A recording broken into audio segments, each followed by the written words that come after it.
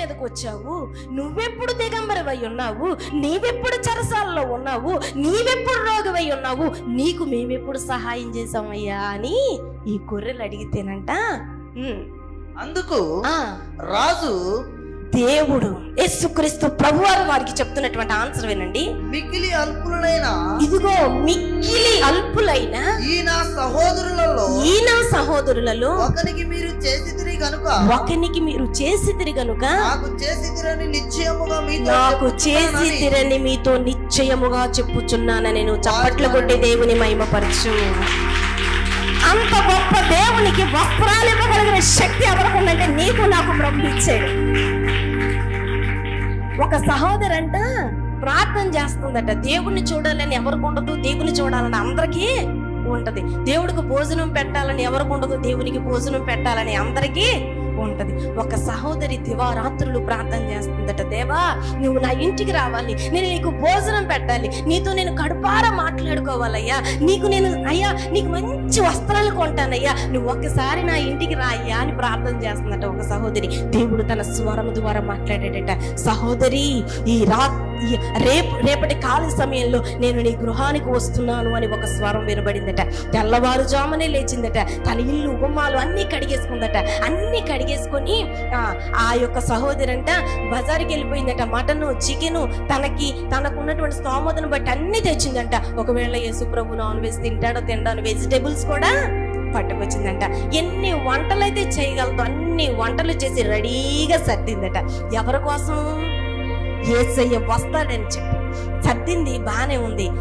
8 అయింది, టైం చూస్తుంది. ఇక తలస్నానం చేసింది. 4 షాంపూలు పెట్టి తలస్నానం చేసి ఇక గుమ్మం ముందు కూర్చుంది. ఇక యేసయ్య రావడమే ఆలస్యం. మాట ఇచ్చిన వాడు ఖచ్చితంగా, ఆయన మాట ఇచ్చాడంటే ఆయన నరుడు కాదు కాబట్టి ఖచ్చితంగా వస్తాడు. ఖచ్చితంగా 9:35 ఒక అడుక్కునేవాడు ఇంటి ముందుకు వచ్చి అమ్మా అన్నాడంట.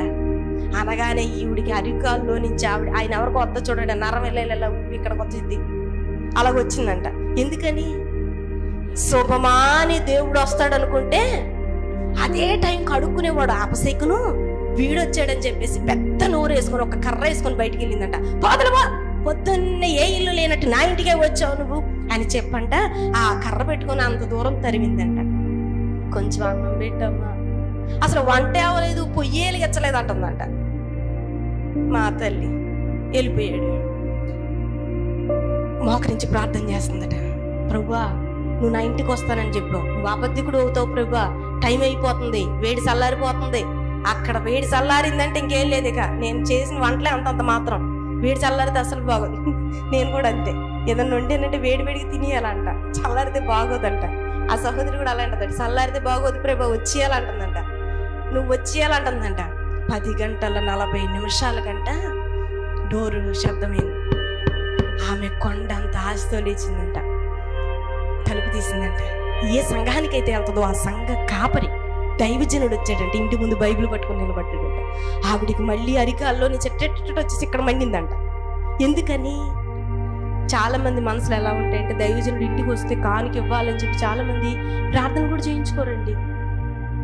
ఎంత ధనము వారి చేతుల్లో ఉండా దేనికైనా ఖర్చు పెడతారు, కానీ దైవజనుడు ఇంటికి వచ్చినప్పుడు ఆయనకి కానుక ఇవ్వాల్సి వస్తుందేమోనని చెప్పి చాలా మంది ఎన్నో ట్రిక్స్ చేస్తూ ఉంటారు ఆ కానుక తప్పించుకోవడానికి. దైవజనుడు వద్దురే అయ్యా, ఫోన్లో ప్రార్థన చేసేయండి అయ్యా, లేకపోతే ఏదైనా సరే దైవజనుడు ప్రార్థన చేస్తేనే. గడిచిన రాత్రి మనం వాక్యం ద్వారా ఆలకించినట్టున్నాం కదా, సమూయేలు ఎవరు ప్రార్థన చేస్తుంటే జయం వచ్చింది? సమూయేలు ప్రార్థన చేస్తేనే ఆ ప్రజలందరికీ జయం వచ్చింది. అలా సరే, అది పక్కన పెట్టండి. ఆ యొక్క సహోదరంట ఆ దైవజనుడిని చూసి ఇప్పుడు తయారయ్యాడు, మనసారా కడుపు నిండా దేవుడితో మాట్లాడుకుందాం అనుకునేసరికి భోజనానికి తయారైపోయాడు. భోజనం టైంకి వచ్చి కూర్చున్నాడు అని చెప్పి అసలు ఇంట్లో కూడా రానివ్వట్లేదంట. అట్టంగా నిలబడి అయ్యగారండి, మా ఆయన కూడా లేడండి, సమయానికి చేతిలో కూడా ఏం లేవండి, అమ్మ అయ్యగారండి అంటుందంట. అమ్మ ప్రార్థన చేసి వెళ్తానమ్మా అంటే సాయంత్రం మా ఆయన వస్తాడండి, ఆయన వచ్చిన తర్వాత ఇద్దరు మోకరిస్తామండి, అప్పుడు ప్రార్థన చేద్దరుగానండి అంటుందంట. దైవజనుడు ఎంతగా ప్రయాసపడినప్పటికీ కూడా ఆమె ఇంటిలోనికి తన యొక్క దైవజనుని ఆహ్వానించడానికి ఇష్టపడలేదట. ఇక మరి అంతగా ఆవిడ అడ్డగిస్తున్నప్పుడు ఇక దైవజనుడు కావచ్చు, ఖచ్చితంగా అది నీ పిల్లల మీద, నువ్వు అవునన్నా కాదన్నా నువ్వు మంచి చేస్తే నీ తరాలన్నీ మంచిగానే ఉంటాయి. నీతిమంతుడు పిల్లలు తన పిల్లలందరినీ ఆస్తికి కర్తలుగా చేస్తాడు. నువ్వు చేసిన తప్పు ప్రతి క్షణం ఎందుకు ఒప్పుకోమని దైవజనులు అంటారంటే, ఆ పిల్లల పిల్లల పిల్ల ఆఖరికి వాళ్ళ మనవాళ్ళ తరంలోనైనా దేవుడు ఆ శిక్షకు మాత్రం అప్పగిస్తాడు. నువ్వు ఒప్పుకోకుండా ఉన్నంత కాలం కూడా నువ్వు నీతిమంతుడుగా ఉండి దేవుని సన్నిధికి అంటు కట్టబడి ఉన్నప్పుడు ఆ దోషం అనేది, ఆ మహాపాపం అనేది నీ పిల్లల మీద లేకుండా దేవుడు కాపాడతాడు. ఈ యొక్క గొర్రెలంట ఒంటరిగా ఉండడానికి ఇష్టపడవంట, అవి మందలో ఉండడానికి ఇష్టపడతాయంట.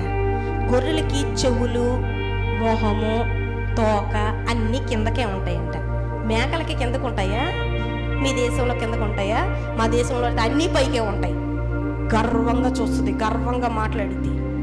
నువ్వు సంఘంలోనే ఉన్నావు, నీ చూపు గర్వంగా ఉంది కదా, నీ యొక్క మాట గర్వంగా ఉంది కదా, నీ తలంపులు గర్వంగా ఉన్నాయి కదా.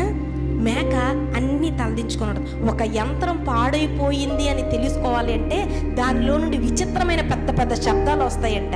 అలాగనే ఒక వ్యక్తి పతనం మొదలయ్యింది అంటే అహంకారమైన మాటలు ఆ వ్యక్తిలో నుంచి, నేను, నాకు, నా ఫ్యామిలీ, నా కుటుంబం, నా భక్తి, నా వెహికల్, నీ పతనం ఆరంభమైంది అనడానికి నీ నోటి మాటలే కారణమవుతాయి. నా సహోదరులరా, ఇదిగో మేకలకి కొమ్ములు ఉంటాయి, అవి దాడి చేస్తాయి, విశ్వాసుల మీద దాడి చేసేస్తాయి. ఒక కాలు తగినా తప్పే, ఒక ఏళ్ళు తగిలినా తప్పే. నీకు అందరితో పాటు భోజనం పెట్టకుండా ఒక నిమిషం ఆలస్యమైనా ఎమ్మటే నీ కొమ్ము రూపం బయటకు వచ్చేస్తుంది. అప్పుడు దాకా గొర్రెలాగే ఉంటావు, అప్పుడప్పుడే నీకు కొమ్ములు ఉన్నాయా లేదనడానికి నీ మాటే.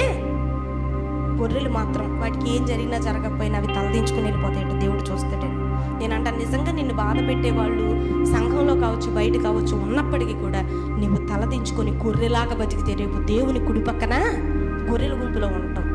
నేను ఇంకా బాధ పెట్టేస్తున్నారు, నేను ఏడిపించేస్తున్నారు. అయితే ఒక మాట చెప్పనా, కుళ్ళిపోయిన పళ్ళని చెట్టు ఎంతకాలం మోస్తుంది? కుళ్ళిపోయిన పళ్ళు ఉంటాయి కదా, వాటిని చెట్టు ఎంతకాలం మోస్తుంది? మోసినంతకాలం మోస్తుంది. ఎవడు దాన్ని ఏమైనా తులపాలా, కొట్టాలా, కొయ్యాలా? దానంతట అదే రాలిపోద్ది. నిన్ను బాధ పెట్టాడు కూడా అంతే. ఎవరితో నువ్వు పోరాడాల్సిన అవసరం లేదు. తగిన కాలం వస్తుంది, అది కుళ్ళి కుళ్ళి కుళ్ళి ఆటోమేటిక్గా నీ చేతులకు మట్టి అంటకుండా దేవుడు ఆ పని జరిగిస్తాడు. కాకపోతే నువ్వు గొర్రెలా బతకాలి కానీ మేకలాగా కొమ్ములతో పొడవకూడదు. మరి గొర్రెలాగా బ్రతుకుదామా? అటు కృప దేవుడు మనందరికీ అనుగ్రహించును గాక. ఆమేన్. లేచి